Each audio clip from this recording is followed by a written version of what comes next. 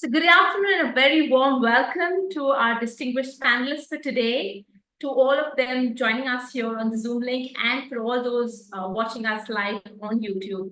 A very warm welcome to all of you all, and I'm so delighted to partner along with Education World to present this panel on innovation pedagogies in schools. And I believe this is an extremely important topic in current times. So before we set further, let me do a quick round of introduction to our eminent panelists today. I'm Pranjal Gundesha, and I head IntelligencePlus as the founder CEO. IntelligencePlus is an award-winning organization working in the in-school and after-school space for the last 10 years. And we've been happy to partner with more than 500 plus schools across the country, impacting more than 50,000 children across year on year through our different initiatives, including hosting India's largest ideation and innovation challenge for school children called Innoventure. So that's a little context about me. And joining us today are some other eminent panelists today. So let me take the honors to quickly introduce all of them.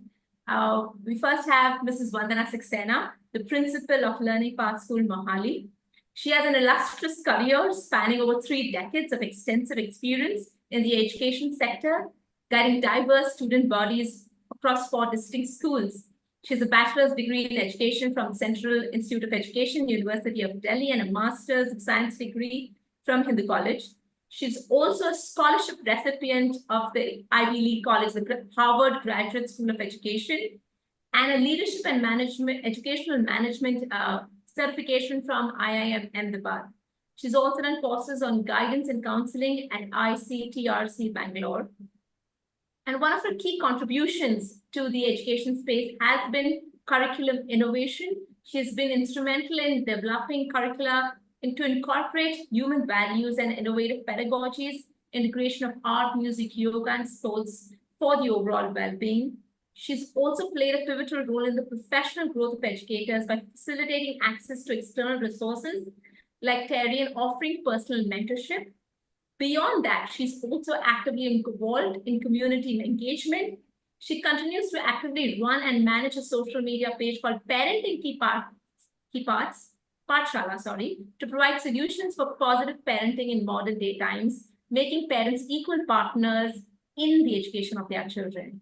And for her work, she's garnered national recognition, showcased through several awards and features on national platforms, including the prestigious Ashoka Changemakers Award and the Terry Search Impact Awards. She's a firm believer in the transformative power of education, advocates for pedagogical practices that not only impact knowledge, but also instill a lifelong passion for learning and personal growth, and incorporating empathy, sustainability, and the cultivation of a reflective and innovative educational environment. And that makes her an extremely valuable panelist today for the topic. So thank you so much for accepting the invite, and we're glad to have you here today. Thank you. Thank you very much for that introduction, and thank you for having me with you today. Thank you. We now have with us a passionate, enthusiastic, and energetic leader, Dr. Kajal, Chhatija, with over 2 decades of experience in the education field. She's climbed the ladder of success from being a co-teacher to the director of United International School. She's also the founder and CEO of EducationWorld We Connect, a platform connecting educators, principals, and students. And she's onboarded about 5,000 principals globally and conducted online sessions for more than 80,000 educators and students. So her commitment to teacher development is evident through so many of her initiatives and capacity building programs across multiple books. Not just that, she has authored about 3 books and on the way to the 4th one, trying to bring in the entire revolution in the education space. For recognizing her achievement, she's awarded an honorary doctorate at India Habitat Center in Delhi, acknowledged by Maryland University. So she has definitely played and continues to play not just the role of an educator, but a collaborator to get educators together. And finally, I'm so delighted to have our partner representative from Education World, an organization that does not require any introduction in the education space because they're the #1 platform for education news, trends, analysis, and so on. And from there, we have Mr. Tejas, Patni, the Vice President of Sales and Marketing at Education World. He's a management graduate with more than 12 years of experience in the education media, along and has managed not just one, but actively many projects under the EducationWorld Foundation, like the Schools of Eminence, Green School for Girls, the Educator Development Academy, and the Films Library at 1 rupee. So besides his contribution to the education sector, he also works as a strategic advisor to many educational institutes and startups, helping them to develop a brand. So we're so thrilled to have all of you here today because it brings a diverse set of experience and expertise on this topic of how do we build innovation-based pedagogies in schools. So before we start, I'd like to just set up a context to this entire conversation because I believe innovation is at the heart of human evolution. And to maybe just connect the dots, I would want to put across a simple part of anecdote from history and maybe innovation space. So if you look back in history, the Stone Age lasted for 1,000,000 years, and there were primarily two major innovations, the stone axe and a hedge. And then came the Industrial Revolution, where factory redesigns happened every 15 to 20 years or more. And then with the internet coming in, we had the information era, where we saw change happening every 6 to 8 months. But now I believe we're at the brink of another era. And I like to call it the innovation era, because never in history has the rate of change been so rapid and the need for innovation so important to society, not just as individually to be relevant, but also to ensure that we live better qualities of life, because innovation and ventures have propelled humanity in growth and in towards making sure that we grow sustainably and better the quality of human life. And so as we discuss this, I want to take in some questions from all of y'all towards the end joining us today, if time permits. But before that, we'd love to go ahead and understand from our panelists what their views are in the education space. So, to go ahead and kickstart, the first question that I'd like to put forward to our panelists here is that, fostering an innovation mindset and innovation per se requires challenging traditional norms.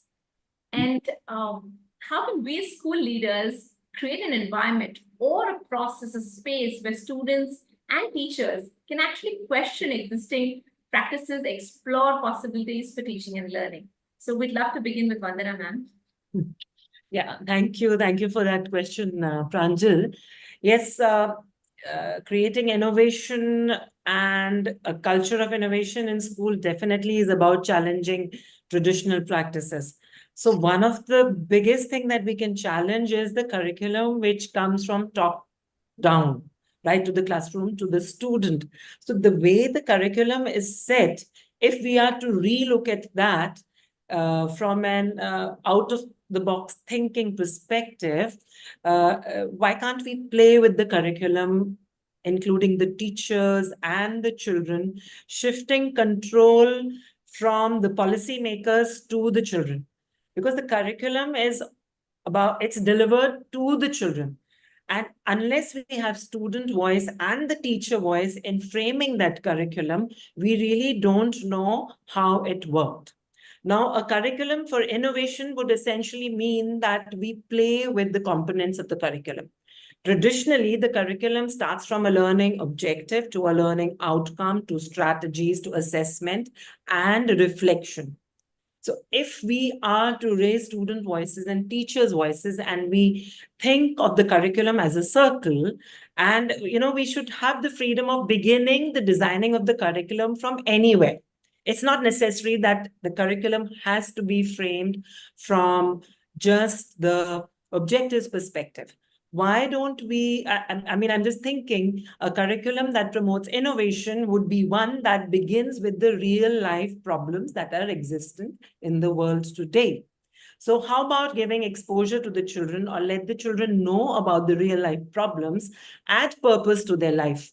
And once children are attached to a purpose, they will automatically go back to class and try to find solutions through their textbooks and any resource that's provided to them.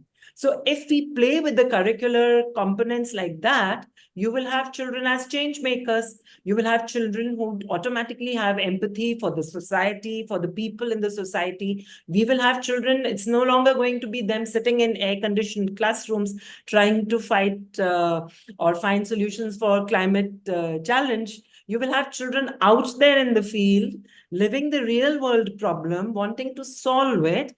The tools and the knowledge and some skills can be built through interaction of the teachers, which will define the strategy in the classroom. And from the strategy, we can go to the learning outcome, which essentially defines the student performance while the objective is being defined.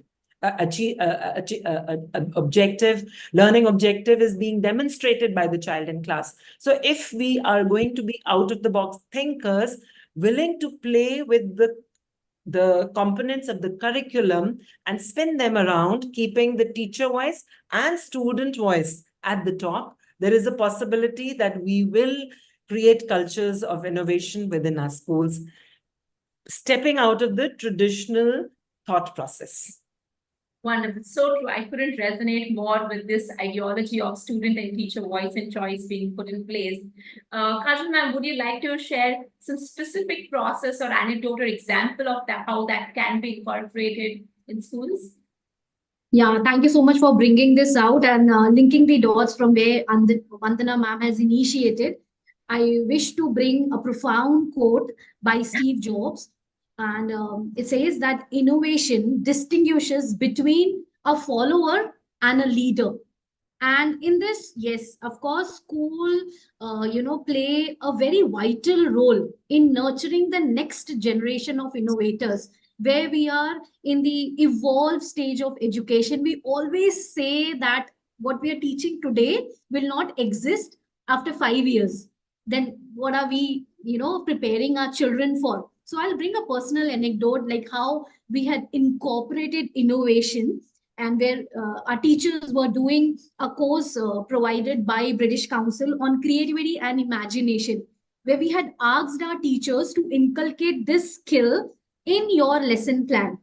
So one lesson plan which was a super hit was interdisciplinary in its nature, where one teacher decided to have a stargazing event.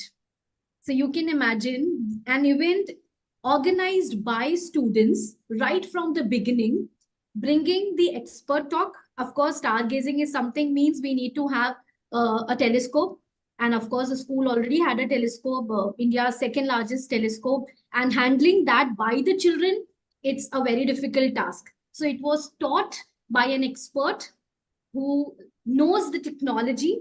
And of course, an entire day was planned by the students end to end, where teacher just played the role of a mentor, guide, supervisor, and they planned the entire evening where students and parents were involved. They were invited to observe the planets, the inner and the outer, explaining them the presentation on inner and outer planets. So you can imagine what kind of vigor it would have created in students, and the kind where we said that you have to entertain other students because all students will not be able to gaze, and there has to be a multiple approach where we have to have some games for the children, engagements for the parents. So entire day was planned by our students. So this was such an experience where right from peon to director was involved in the process. So this is what we are looking at, where students, yes, coming from Vandana, where students become the change makers.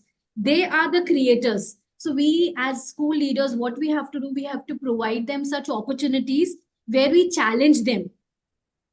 Forgetting the regular, traditional knobs of rote learning, we have to, come and cross the boundaries of four, like gone are the days where we have to sit in the classroom and teach planets. Now we have to get out of it. So just I wanted to share this experience. Absolutely. So like we truly believe that gone are the days where learning was based on, the paradigm of learning was defined by content. It's now shifting to context and giving the children the role of creation.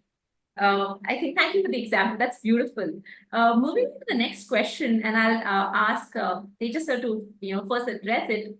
Over the last few years, we've seen STEM labs, technology, tools-based programs finding their space in schools.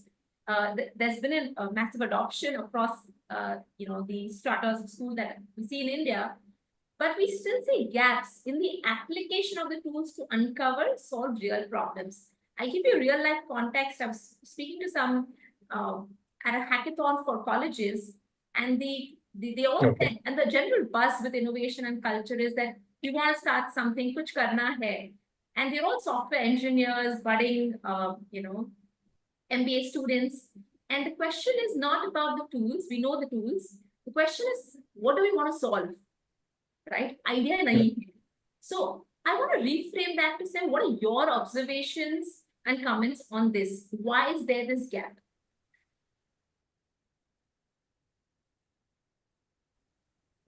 Thank you, Pranjal, for having me in the part of discussion. So I would say, amidst all these news revolving around youths passing out from top Indian universities, are unemployable, not getting the right job due to the lack of right skill set, I must say this is a very interesting topic to discuss about. See, Indian school owners and the decision makers have got a very important responsibility to nurture and develop the world's largest child and youth population. Okay.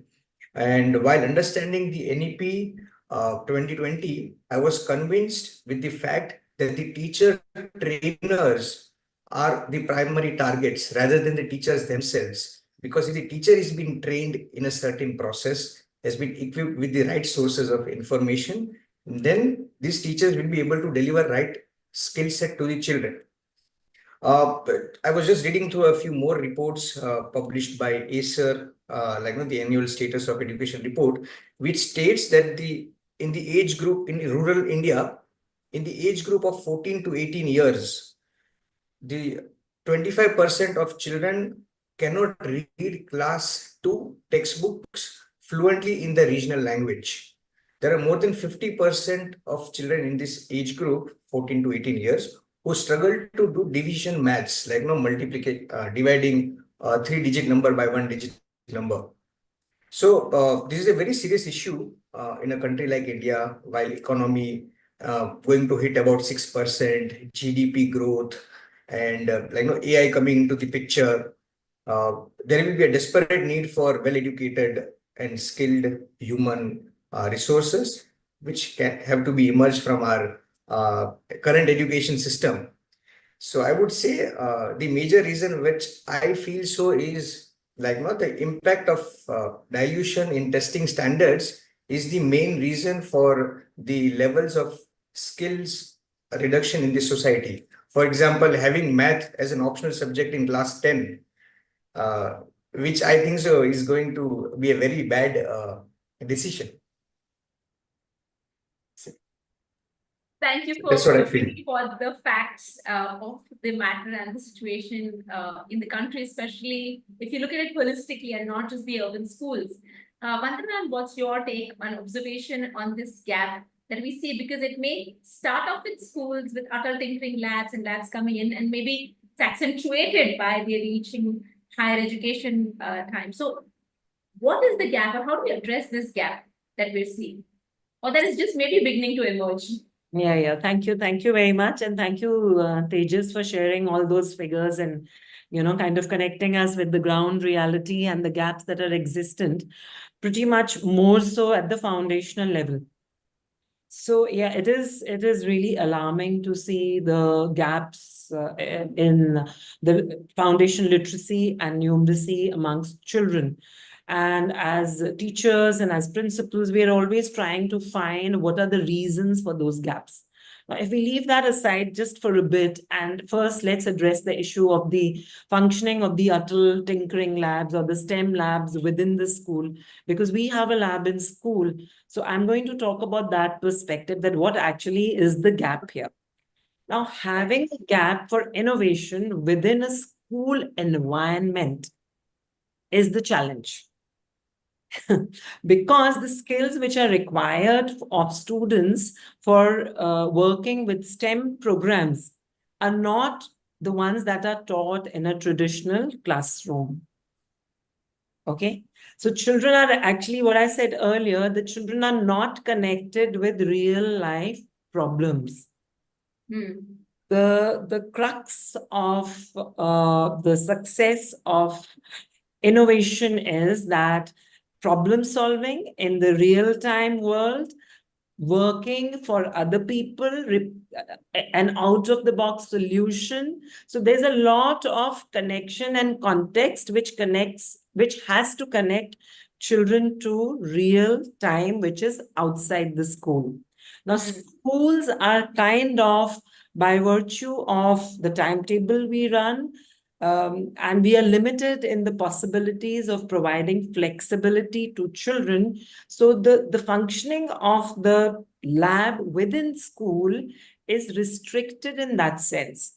So we have to have some solutions where we are able to give exposure to children. It can be by means of field trips. It could be it could be experts from the field coming and talking to children in the class, or it could be motivating children to walk out of their fun time at home and go and connect with people who are of interest to them. So there's a lot of learning required by the children outside the school area for them. The problem is that once children are older and once this word innovation is introduced to them, they are perhaps adolescents.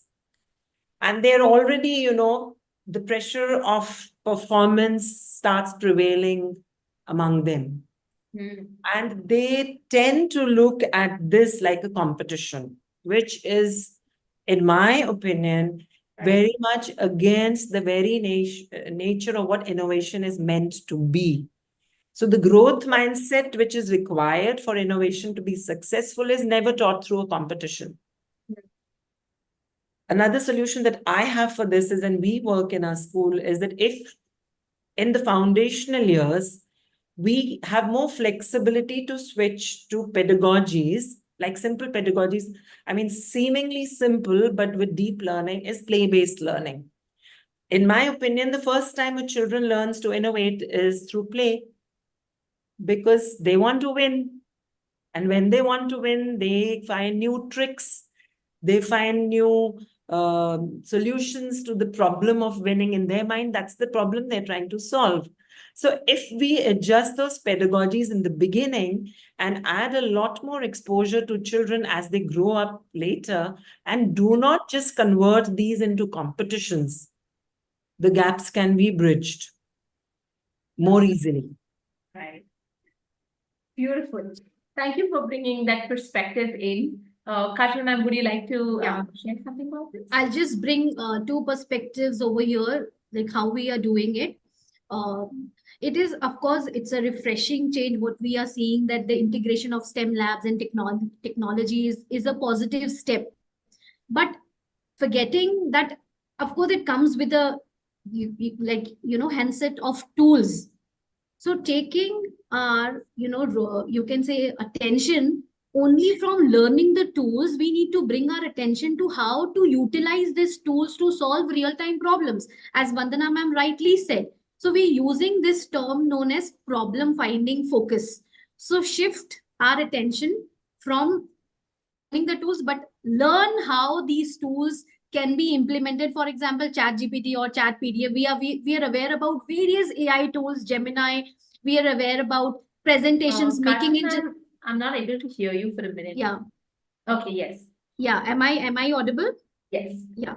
So are they able to create their own AI tools, learning about the existing AI tools? And we are also doing it through community connection. So we have partnered with, NGOs and universities. You might have heard of summer school concept, which universities are providing. So why not, allow our children who are willing, whose parents are allowing, to send them and learn real-time skills. So this is how we can bridge the gap and we can prepare our students for universities. We always say that our students are not ready for universities. So what steps we can take to bridge that gap? So we have partnered with NGOs, with media like Times of India, local radios. So in our curriculum, what we do, we plan a visit and we have a short-term course provided by them, which also add to their portfolio as well. Lovely. I like the idea of a problem focus perspective and the partnership, which was one of my later questions, but I'm glad you took that up. I'll bring a real-time experience also, how our students have done it through having a link with radio, and what they did, what exactly they did when they went to a radio and they met radio jockey, and what wonders they created. Lovely. I'd love to hear that. So, moving ahead to the next question is, there's a lot of literature for industries, because that's where innovation really kind of has started, space for in the community, in society. So there's a lot of literature discussing innovations in companies, organizations, systems, processes, frameworks, techniques, right? But there's very little because in mapped down to the children at the school level. But the root of mindset building for innovation lies in education and school, we believe, and the refinement and mastery of tools to take those ideas to execution can happen at higher secondary or higher education. So how can we, or what are the kind of tools and processes can we use to develop that innovation mindset and skill set? Or would you like to share some frameworks, experiences that you're using in your school? I'll take it up with Vandana first. Yeah. So thank you. Yeah, you're right, because the foundation has to be laid in school. And if we are to focus on the skills that are required for innovation, they are actually, they're very basic, essential, but very basic, like empathy. Now, empathy is something which can be learned. This is a newfound learning in the education, the school systems, that empathy can be learned, and there's hope for the world because of that. Because in the past, empathy was taught within the family. Empathy was not part of the school curriculum. There was socio-emotional learning was largely the responsibility of the family. Socio-emotional learning helps children learn about empathy and also self-reflection, which is happening within schools. So within our school, we have a very, very robust program on socio-emotional learning and addressing issues even like anti-bullying. Because see, bullying is a problem, a real-time problem that adolescents face within schools. So the socio-emotional learning program gives them the space to design the anti-bullying program and address the problem starting here. That is one tool. I would say the socio-emotional learning program is one tool. The other program, of course, is the STEM lab that we have at school. And we have a teacher, a full-time teacher dedicated with that mindset, interacting and engaging with children who his challenges in implementing the STEM program are very real. Like he talks about the fact that we can, so he was saying, ma'am, it's very difficult to find an original idea in children. So he says the toughest thing is, we have to support them with ideas. Once you give them the idea, then they think along. So as principals now, I am thinking of how to connect the teacher with children who are out-of-the-box thinkers. How can we spot them early in life? And then we connect the child to the teacher, because this is not going to happen as part of the classroom teaching. It's very difficult. It may happen, but it's too long a process. But if you have a dedicated teacher for that in the STEM lab, where children can either walk in, or the teacher reaches out to the children, he talks to them, much like the counseling culture in school, which is embedded within the curriculum. So the STEM curriculum has to be embedded through the science program, through the maths program, and a dedicated teacher who has that mindset. So the STEM program will provide the necessary tools for the children. So first you have the mindset, where the children are driven towards wanting to solve problems, and through self-reflection, they are able to identify they are an important part of solving those problems. And then, of course, availability of technology and artificial intelligence, all the tools around them. But first, we have to build the will, because when there is a will, there is a way. So our focus in school is in connecting the dots between all the programs that we run in school. And there is a lot of work that happens on the vision of the school. There's a shared understanding of the vision and of the school, because vision of the school is what gives purpose to the entire community to work together. Yes. So these things are important as a whole. It's like a 360-degree process. It cannot happen in isolation. That has been my experience. So before I take it up with Kajal ma'am and Tejas sir, since I've worked in the innovation space with corporates and children, and I would love if you could also share on that. At the corporate level, and now also with its schools coming in, there are a lot of these processes. So design thinking is one thing that the NLP is talking about, but then there are so many more frameworks, right, from Scamper to idea generation techniques and frameworks. What is the scope of incorporating there, or is there an awareness about such tools? Because what we see is, in a country which is famous for jugaad, we are looking for ideas to come to us rather than, creating ideas out of choice, out of process, right? So, I wanted to understand this, since I've worked with this space and this context of frameworks in the corporates and with schools, is there a lack of awareness about these tools? Or how are they implemented if there is an awareness about these tools? Not just design thinking, but so many others. And then maybe examples of how we can incorporate it in the schooling system. So I'll take it to you. Sure. So it's a very interesting question, because I'm going to bring context from the 4 different schools that I have been part of. So I've been this is the 4th school that I've been a part of, and this is a progressive school where there's a lot of awareness, there's systems in place, there are enough resources, and there are children who want to do it. It's a fast-paced school. Without a vision towards innovation, it's not going to happen. So once you have the vision, the awareness for the tools is there. It's not that we are not aware of the design thinking process. We are not aware of the project-based learning. We are not aware of a curriculum from Harvard called Teaching for Understanding. We are aware of this. Now, the challenge in this school is, how do you incorporate it into a school which is already so systems rich? So it involves a lot of deep thinking, and maybe not introducing the whole curriculum as such, but picking it up in bits and pieces. And with your understanding of the curriculum in the school and the systems in the school and the timetable of the school. Because the key to success of any program is your own understanding of the timetable and the curriculum and how you can play with it. So it depends on the leadership team. First is the will to do it. And second, the ability to take it forward will happen practically with this kind of an understanding. Now from here, so if you think of an idea today, you just can't implement it today. You have to think of the idea, you have to reflect upon, much like the corporate sector. Right.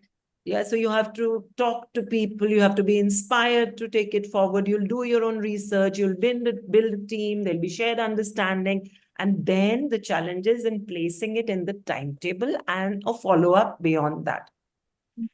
From here, Learning Path School, let me talk of a totally opposite, one more context, which was the Tribune School that I was part of before this. So that school was essentially for children from a very different segment of the society. And we had limited resources because it was an affordable education model. But the drive to work, there was a smaller team there. So if the leader wanted to implement something, there were fewer people to work with. There were fewer systems to struggle through. So it was very easy. It was easier to begin a process there, but the follow-up is something that dwindled over a period of time because systems are required for that. So there was awareness in the leader about these programs in both the spaces, but taking it forward in a school which is resource rich is perhaps a little less of a struggle, but it's possible in both the contexts. That has been my experience. Lovely. Wonderful. Thank you so much for bringing both those experiences in. Tejas sir, before we move to Kajal, you have worked, and EducationWorld works with a lot of schools from all the demographics, right? What has been your take on this? Especially from the, we call India as a diamond segment, right? And there's the upper aware visionary school leaders that guide, and middle India is a huge segment, right? So what is your take on this? Is there a lack of awareness about these things, or what is the challenge, and how can we work on this? See, I believe awareness was always there. The only difference right now is like it is more glamorized. The term which we are talking about, design thinking, the term which we are talking about, different teaching and learning techniques coming from Harvard and various other universities. Like if I talk about visual thinking as well, we have been using it in our curriculum. India is always rich in terms of curating and practicing all these. The only thing is it's like now it is glamorized. And today we are in the world of prompt. What we have to do is like we have to create right kind of prompt. That means we have to innovate a strategy where we give them step-to-step strategy. Okay, now you have to do this. We just have to guide them. As children are geared up to innovate and follow what we want from them. So as per me, it all depends upon the leader. It starts from there and it rubs to the next set of leaders, and how leader is equipped to bring more set of leaders in different domains. I always look at that perspective, like, okay, if I am the school principal, like whether my admin department, my coordinators, my support staff in charge, or my administrators who are handling transport, are they good enough? Are they equipped enough to handle the difficult situation? And so on. It is followed. Same for the students as well. How am I able to run a student-led project? How my students are able to run an annual day or sports day, right from planning to execution. If we are able to do that, we have done it all. I personally believe in this. Perfect. Thank you for that. Yes, sir. Tejas, sir. So, yeah. Yeah. So what I was about to say is like, that and children has to be equipped with 21st century learning skills. That is what most of the parents and employers care about. So what we can do is like, we can give children the freedom to express themselves. Like, one need to ensure that these children stays curious to ask questions, like, stay hungry for knowledge, because the world needs leaders who are not afraid to ask any difficult questions. So I would say a permanent solution to all these things is like, that declare all these digital learning platforms as a public utility, like electricity and water supply, I would say. Okay. That can solve most of the problems. That's a wonderful perspective. Okay, moving on now, since there's a lot to discuss, and I'm going to try and combine a few questions. How do we create opportunities? Some of you already mentioned through examples, like student-led projects and community engagement, but what are some other initiatives, ideas, not just for us to discuss, but for all our listeners to take home back? What are the kind of innovative projects that students can lead, can initiate in the school that can foster innovation-based thinking, entrepreneurship, resilience, and if we are introducing these processes, how can we school leaders measure the impact of such practices, right? Because only when we measure what really matters are we going to be able to acknowledge the process ahead. Are we going to be celebrating it, and valuing it as a system? And with our curriculum, coursework, and grades, it's a very structured process. While innovation being so subjective in nature, cannot be put into grades, should not be put into grades. How do we measure the impact of such a thing? How do we build a process, a ladder for them to follow through, to understand that they're progressing? So I'd love to hear from you, beginning with Kajal, ma'am. Okay, I think we'll go ahead with Vandana, ma'am. I think she's frozen for a bit. Okay. So, yeah. So like you said, it's a process. So you have to build a calendar, a 12-month calendar for children. You have to build a calendar right across. Okay. So one of the dream things that I aspire to see is in class 6, children get involved in an adventure camp activity, right, in the jungle, staying there 3 days, cooking food for themselves, managing everything related to life in the jungle. I've read about and researched about it in some schools. It happens abroad, and that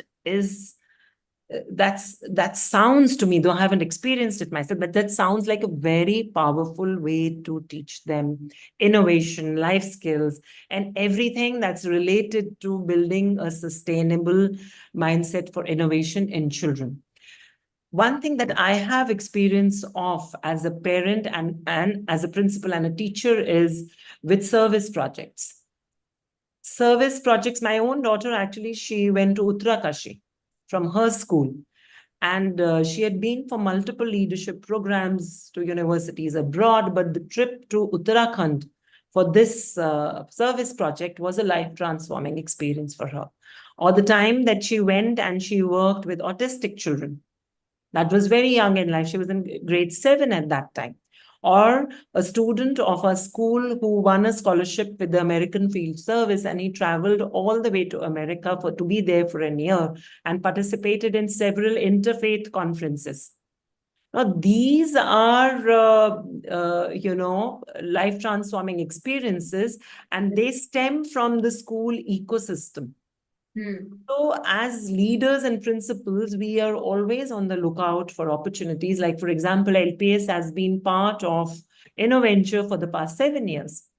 And we have seen some of our children really transform their mindsets from being the very intelligent bookworms to being purpose-driven, making their own websites, working for, providing solutions to the laborers outside. So the school collaborating with organizations outside which provide ready solutions to such programs is the way forward, because we have limitations of time and maybe ideas also. I don't deny that. So collaboration is the way forward for this. Absolutely. Thank you so much for bringing that point. Thank you for acknowledging Innoventure as a platform. And we've been wonderful to have progressive leaders like you, giving children the opportunity and the aspect of community partnership that is so crucial, because I don't think school as a framework or learning as a framework should be restricted to in isolation to schools. So thank you for bringing that perspective. Kajal ma'am, we'd love to hear from you on the same question. Yeah. I'll just bring some, experiences from my previous school, where we had asked our students, where the NEP was recently launched and it was talking about 10 bagless days. So we asked our students, like, if you have to design those 10 bagless days, like, create a list which we can sit together and shortlist what kind of days you want, because it's totally up to you what you wish to learn. You will be surprised that what children had created, the wonder list. It was like kabar se jugaad. So this was, they came up with 20 projects during those days: drum circle, heartfulness, mindfulness, and then even creating artistries, mandala art, and then creating an entire project by naming it as Asli Kamai. So we all have parents interventions during PTMs and during annual shows and all. So where children started selling products which they have made during those 10 bagless days, and collecting the amount, donating towards the end, that becomes a culmination day for the school where children have made, sold products, collected the amount, and donated to nearby NGO, wherein I will just share what they donated. They did not donated the amount. They donated ORS, like ROs, water purifier to specially abled school. So this is a brilliant idea which was brought by our students. By doing the research, they went to the school, asked and took interviews, took interview of the principal what exactly they want, and this is what we came to conclusion that an RO system will be given to them.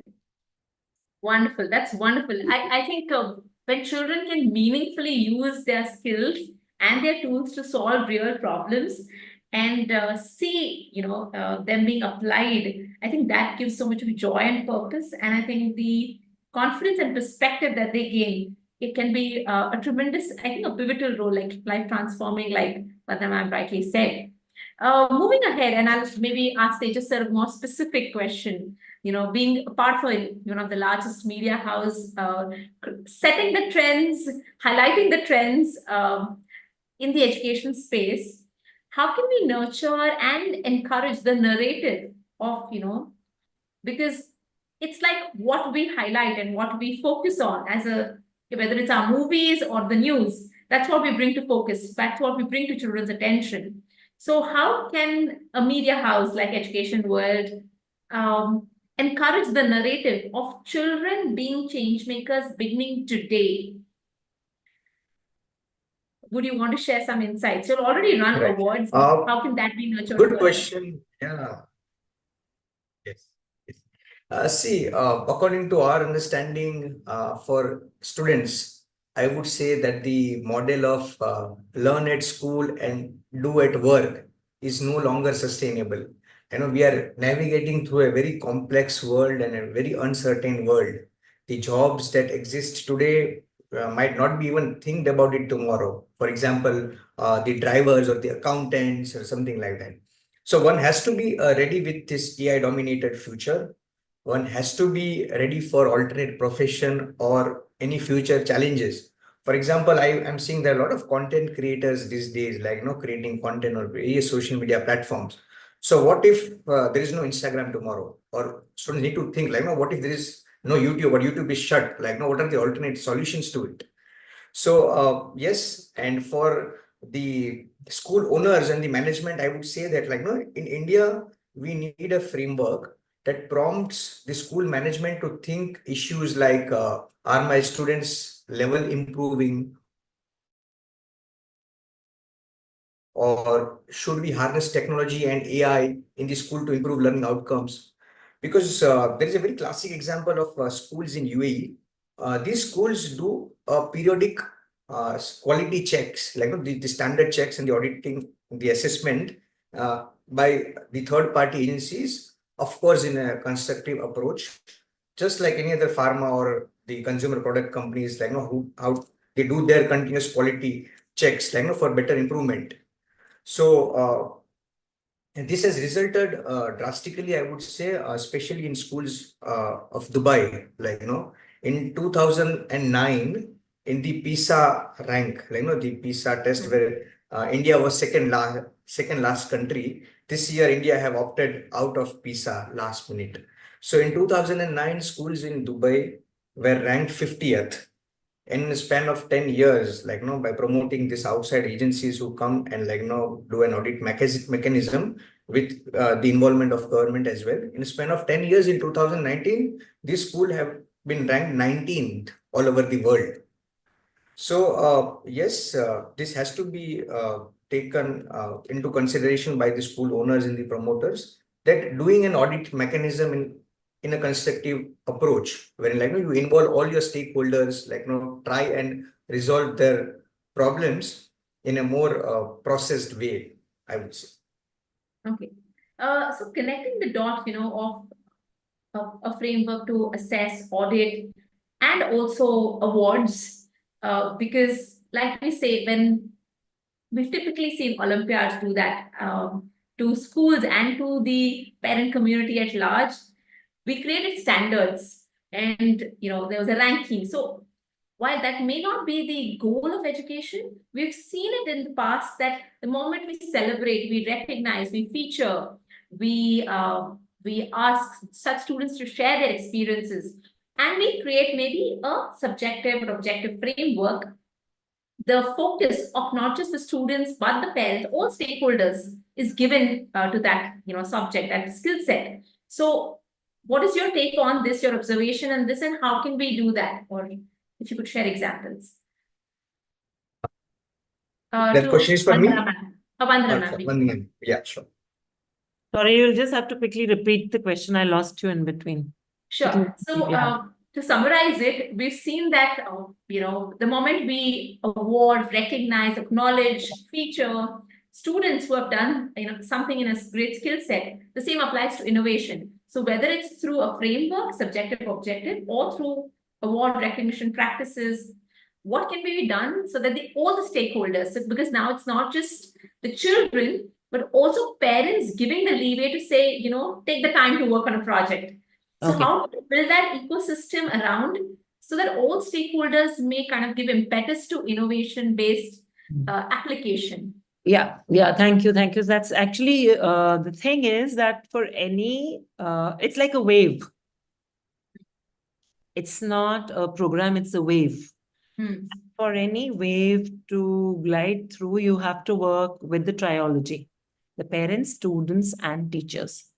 So we have to continuously sensitize the parents. And that's why perhaps sometimes winning competitions is a way, like a success barometer for parents to gauge, whether my child should be part of it or not. Because allowing children to participate in competitions raises their aspirations. There is no denying in that. And parents also feel that maybe tomorrow it will work on the CV. Tomorrow, it'll be, parents are not really able to understand that that's not the only barometer for success.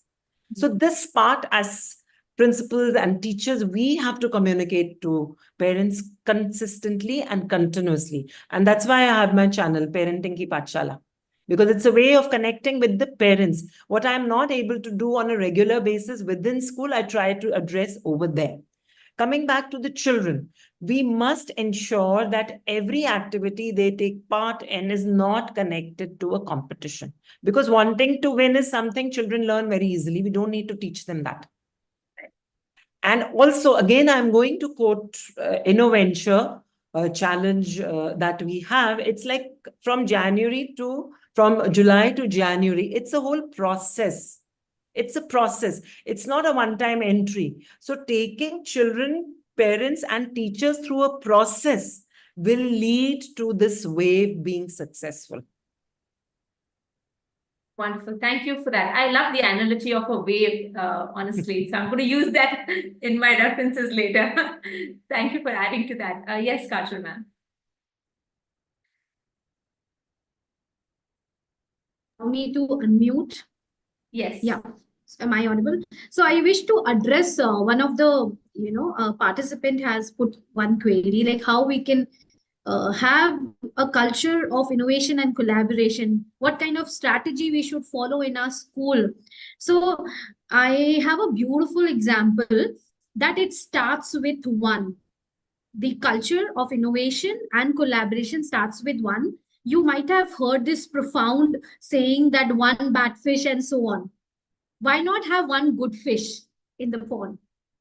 So we allow our teachers to collaborate, brainstorm, and having a structured, dedicated time in the system, may it be once in a month, where all the teachers come together and share their best practices, apply it in the classrooms, allow the other teachers to observe, and even take feedback from the students, that how are they liking this new methodology which teacher has used. May it be flipped classroom, we've been talking about design thinking and all these processes which our teachers are learning, applying in the classrooms, then coming back to the teachers, sharing every month on month. There are a couple sets of new methods coming in.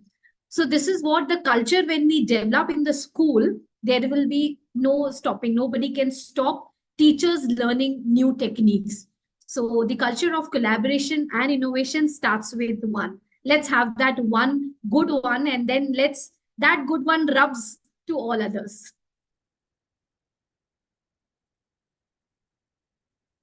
Wonderful. Thank you so much. Like it's rightly said that, contagious may be a bad word, but laughter is contagious and so is inspiration. And like Dr. Kajal rightly said, that one inspiration could be, could create a ripple effect for so many others to follow suit, whether it's one teacher, one student, and hopefully one panel discussion like this.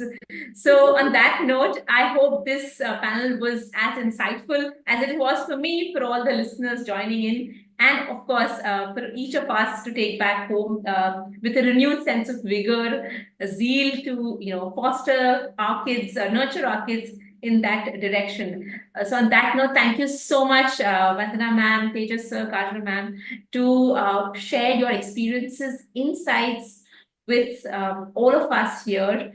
And I'm sure, we're going to keep coming back to you for many more insights and experiences as time permits through different platforms. But today's discussion has been wonderful. There have been some beautiful takeaways, right from the community approach. Vandana ma'am said putting it into the calendar. Till we don't put it into the calendar, it's not going to happen. To Kajal ma'am sharing about the teachers, the experiences, the ideas of faculties and children taking ownership. I think it's been beautiful. And Tejas sir's insights of the fact around reality, I think it's really added immense value to all of them. So thank you so much for being here today. And it has been wonderful to have all of you. Thank you so much. Thank you for having us. Thank you very much, Pranjal. Thank you. Thank you. Thank you, Pranjal. Thank you so much.